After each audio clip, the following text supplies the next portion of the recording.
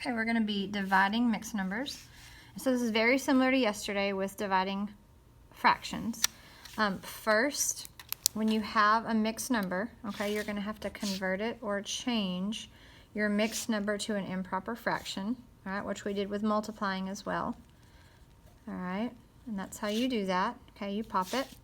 Then you're going to have to do the same thing we did yesterday. Keep the first fraction the same.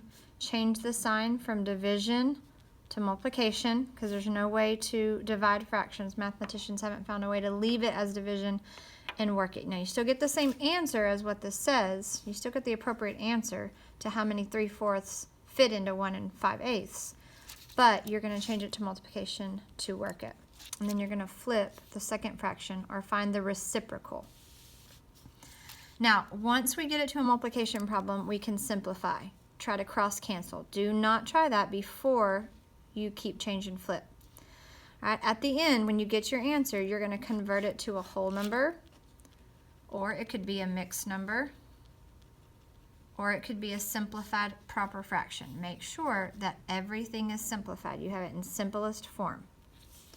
All right, so let's look at this example. So we're going to pop it. We're going to turn this improper fraction into a mixed number. Your denominators stay the same.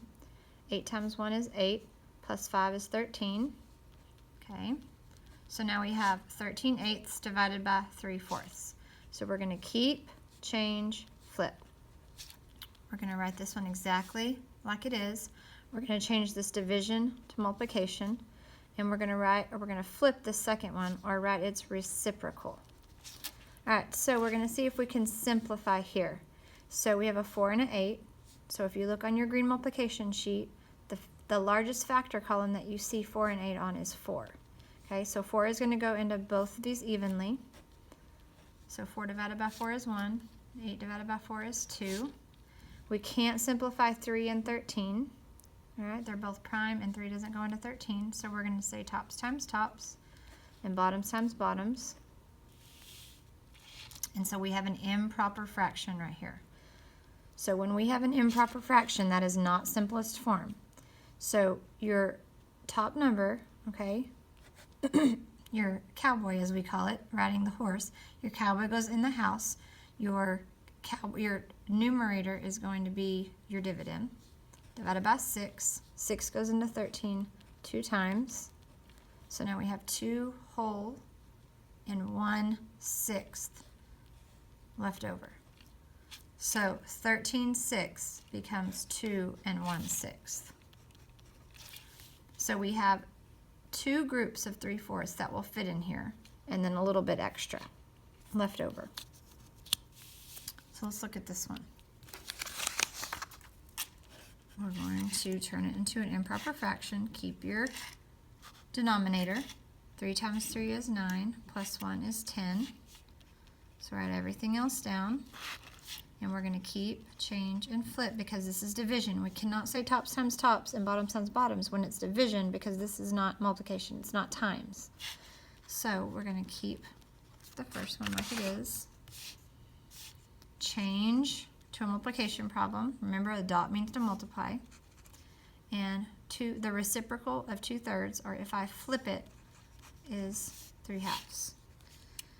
So let's see if we can simplify. 2 and 10. I can simplify. I can divide both of those by 2. 3 and 3. It's great when they're the same number because you can divide by that exact number. And we love simplifying it down to 1 because multiplying by 1 is super easy. So 5 times 1 is 5, and 1 times 1 is 1. So 5 divided by 1 equals 5. So that means there's 5 groups of 2/3 that will fit into 3 and 1/3. Okay, let's on the back. Number 1, John's rectangular room measures 12 square yards. The length is 2.5 yards. How many yards wide is the width? So we have width, we have length, and when they measure something, if they label something square yards or square meters, this right here is telling you that you have 12 of these 1 yard by 1 yard by 1 yard by 1 yard squares in this room.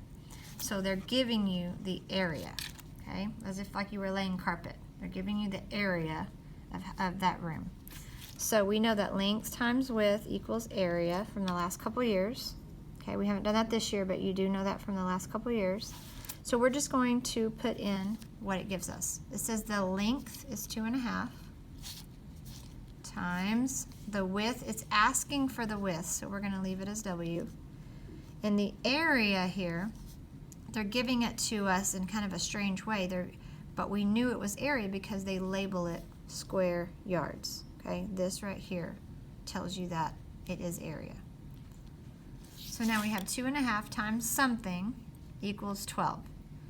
So if I were to cover this up and say 2 times what equals 12, you would be able to say 6 very quickly. Well, how did you get that 6?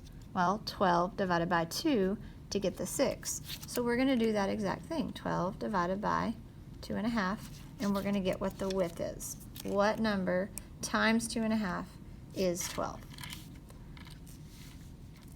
So we're going to put this over 1. Okay, we're going to turn this into an improper fraction. We're going to pop it. So that's 4 plus 1 is 5. Keep your same denominator.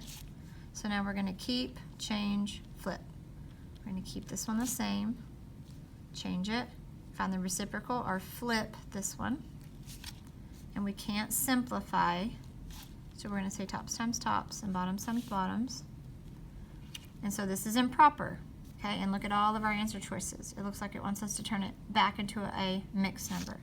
So 24 divided by 5. 5 goes into 24 4 times with 4 left over. So 4 and 4/5, which is going to be C. All right, number 2, Shelby and her 2 friends. Be careful with those. That's actually 3 people. Shelby and her 2 friends have 2 3/4 pies left after the bake sale after school.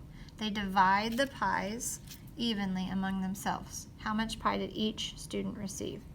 So think about what you're cutting up, what you're sharing. Okay, we're sharing the pie, which is 2 3/4, and we're dividing it among 3 friends. So we're going to put this over 1. We're going to turn this into an improper fraction. We're going to pop it. So that's 8 plus 3 is 11. So now we have this. So let's keep, change, flip. Okay, so we're going to keep this first one. Then we're going to change this to multiplication. Then we're going to flip or find the reciprocal of the second fraction. I cannot simplify here. I can't simplify here. I can't simplify here. I can't simplify here. So now I'm just going to say tops times tops, bottoms times bottoms, and that's my answer.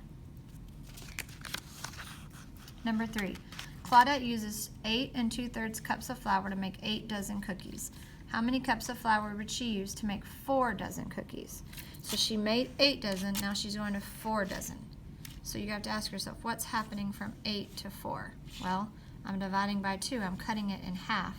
So I'm going to have to cut this in half as well. So 8 2/3 divided by 2. Figure out how much flour for half of what she made in the first place.